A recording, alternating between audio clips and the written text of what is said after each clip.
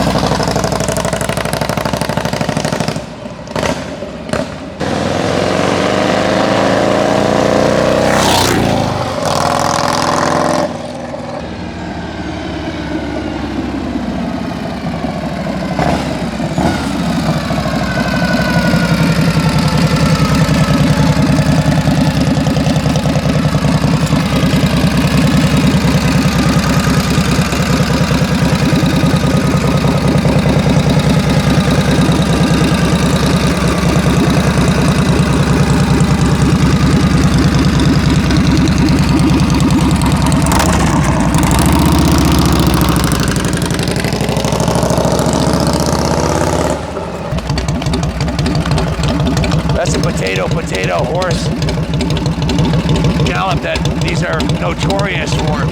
Now, if you want to turn it up a little bit, because this is a shovel head, it's not a fuel injected bike, all you need is a simple screwdriver.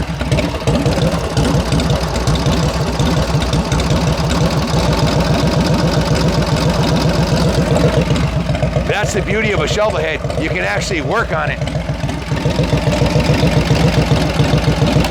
No computers, no ABS, no anti-lock brakes, just pure American muscle. And I was watching a channel, I watch a lot of YouTube videos to educate myself about motorcycles, and I learn something every day, even though I've been doing this since I was a baby, and I'm gonna be 60 next year.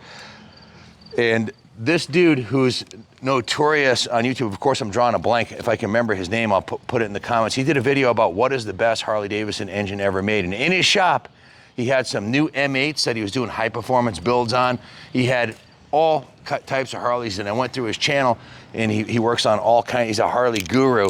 And at the end of the video, he said he liked the Shovelhead engine best, which I was surprised to hear that, but and he gave a bunch of reasons why. Huge improvement over the Knuck and the Pan. It is a classic Harley. They're completely rebuildable, completely serviceable. They look badass. They sound like a Harley should. They used to make drag bikes out of these motorcycles. They can be made to be high performance. This one's set up as a beach cruiser.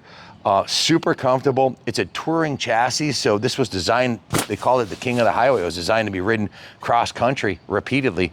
There's a reason this bike has 45,000 miles on it, because it's freaking comfortable. It's like a big comfy couch, and on the test ride, I just wanted to keep going to the beach, or pick up Christy and go to the beach.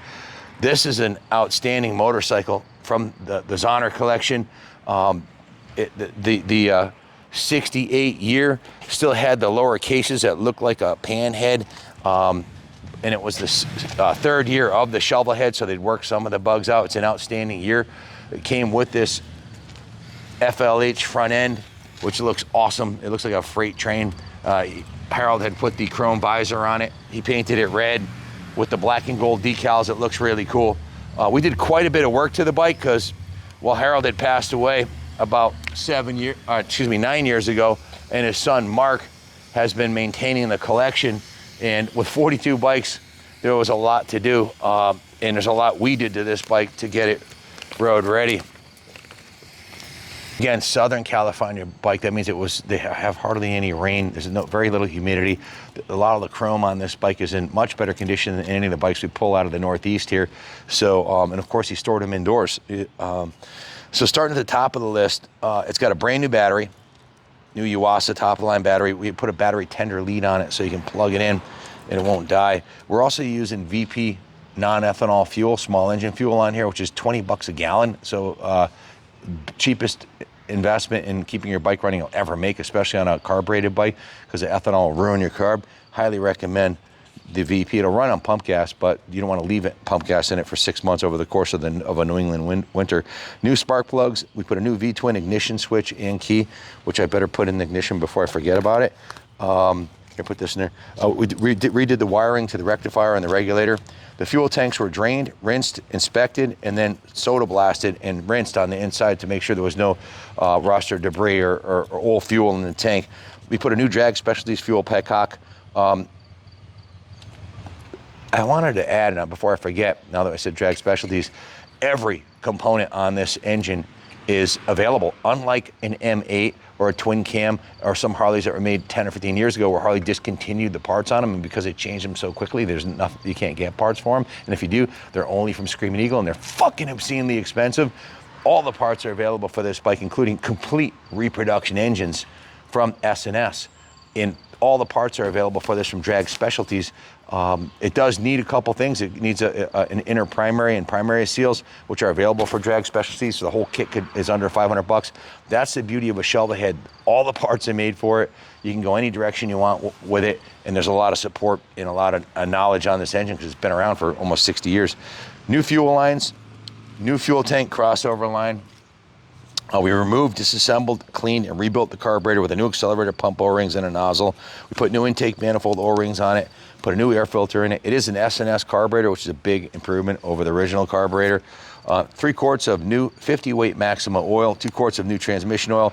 We put a new OEM Harley-Davidson oil sump plug in it, adjusted the valve lash to spec, and we replaced the front tires. If you zoom in on the front tire, you'll see it's still got the hairy nubs on it. That's the one we had in stock. It's an NOS Genuine Harley front tire. It's a date code of 07, so it's an older tire, but it's brand new, and we had it in stock. And we wanted to keep the price down on this one, so rather than spend $400 on a brand new set of tires, we had these brand new NOS tires in stock. We put these on here, but they are date coded 07. I wanted to point that out. They were stored inside the museum, so it's not like they're dry rotted or anything. The whole brake system on this, Justin put a new rear brake master cylinder rebuild kit on it, a new rear brake drum piston. He rebuilt the front brake drum and shoes, and rebuilt the rear brake drum and shoes, and bled the front and rear brakes. So actually, there is no master cylinder on the front brakes, right? Yes, just so just the rear brakes were bled, right? Yes, yes, sir. So my daughter wrote up this work order, so she got a little confused. But if you look closely, you'll see it has a new heavy-duty gold 530 final drive chain. That's something we do. I always like to put a gold chain on a bike, because usually they're rusty and crusty and fugly and covered in grease. And something about a brand new gold chain, especially on a red bike that has black and gold graphics on it in the photo shoot, just ties it all together. The handlebars, we put these beach bars on here, which are period correct FLH style bars. New Harley-Davidson passenger foot pegs, so you can take your honey to the beach on this thing, which is exactly where it wants to go. lubricated all the control cables, greased all the grease fittings, did a 100-point inspection on it, and gave it a full rotisserie detail. It was hand washed, polished, and waxed to perfection. We polished the exhaust, all the wheels, forks, all the chrome was polished, and all the aluminum was polished, which is this is not chrome, guys. This is, and it came to us dull. This was polished like chrome in-house. Who did this one? Was this John Lee or was this Carlos? John Lee did this one. He's been doing these 17 years, and it looks like it's ready for the magazine photo shoot. There'll be a full photo shoot on the eBay sales ad for the bike. Test rode it, runs fantastic. Wanted to keep on test riding it. 15 hours in the detail shop, 25 hours in the service department. Those are conservative numbers on the service. That's a total of 40 hours at plus parts. The work order came out to $6,385. Plus we shipped it from California, which was $850 one way. So, and plus we obviously purchased the bike from Mark. So we've got a considerable investment into it, and there were other things we could have done to it that should be done to it, but it's running, riding, and ready to go. We thought about putting an original rear fender on it. Some people like this style fender. That's why they changed it. So we left it. You could have repainted it their original color, but this is a really nice paint job, so we left it alone. And now you have, the thing about owning a Harley is you can make it your own. And some of the things that have been done to this one started, I already mentioned the visor on the front, paint polishing all the aluminum, the beach bars on it, the chrome risers, the more modern Harley-Davidson mirrors it off a more modern Harley, the chrome grips, the custom red paint job with the black and gold decals, the center console right here with the Harley-Davidson motorcycle American-made logo on there, the custom saddle on here. That's a custom saddle, right, Justin? Yes, sir. A custom rear fender, custom taillight. It's got the fishtail exhaust, has the original style chrome wheels and hubcaps, and the Harley-Davidson Dunlop tires, the gold chain, the chrome battery cover, the S&S carburetor. These are all the things that have already been done, and you can take it any direction you want to go. That's the beauty of owning a Harley-Davidson. Even the primary cover here is custom. It's got all the different bolt holes on there. It's got a chrome chain cover on the back here, chrome oil tank, chrome coil cover. John Lee had repainted the engine cylinders, swing arm, and gave it a full rotisserie detail top to bottom. Floorboards are really nice. The shifter is really nice. You can see John painted the kickstand, and as I mentioned, it's got new grips on it. So quite a bit was done to it. It runs freaking awesome. It's a joy to ride. As far as what's left to do on it, we don't want to price it out of the market. So some of the bikes that we've worked on, vintage Harleys and Japanese bikes, will have more in labor than at $150 an hour than the bike is actually worth, and we end up losing money on it. So we can fix this for you if you want it done, or you can ride it the way it is, but the inner primary is leaking on it. You can see there's a little bit of oil underneath it there. So the inner, if we replace the inner primary, or you replace the inner primary, you can pick a chrome one, you can pick an aluminum one, you can go with a dry clutch, you can go with a belt drive, or you can stay with the chain drive. There's many different options on there. So again, that gives you the option to do what you want to do with it, but we're going to price this thing affordably. Most of the heavy lifting's been done. That's the last piece of the puzzle. Under $500 in parts, and you could do it in probably a day. Probably take us a day to do it here. If you want us to do it, we can do it for parts and labor. Or you can buy it as is. We have so many vintage bikes that we've restored completely that we've got to sell for $30,000 and up just to break even, that we thought we'd price this one affordably and leave the primary the way it is, not repaint it, leave that all the upgraded components on it. Sometimes we like to go back to stock, but this one looks so cool and it's so nice riding. We want to just leave it the way that Harold had customized it. We also have the clean title in hand, which is great. Most 60-year-old bikes, 56-year-old bikes, it's a miracle to have the title and or a previous registration. This one I got a clean title from Mark and from Harold's estate. That's the original Harley-Davidson speedometer. It's showing 45,000 miles, which is really, for a 56-year-old motorcycle, is low miles. It was on display in his private collection there for decades, like you see it, other than it got dusty because he passed away 10 years ago. So we polished it back to perfection and got it running beautifully. Love the fishtail exhaust. Love the red and chrome and gold. I feel at home on this bike. I feel comfortable. I feel like I could roll down Main Street Daytona or take it to Laconia, and you'd get more looks on this, I promise you, than a brand new 2024 Harley. You roll up on this kick-ass shovel, and there's a reason why that YouTube guru who's into Harleys likes these motors, and I gave you some of the examples why. They're highly serviceable. It's a forever bike.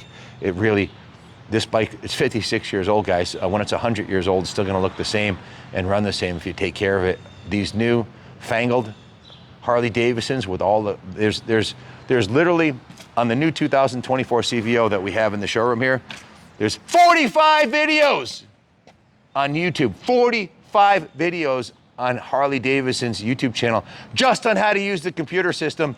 And I've had to think for a month. I have no freaking idea. I watched 5 of them. I have no idea how to run.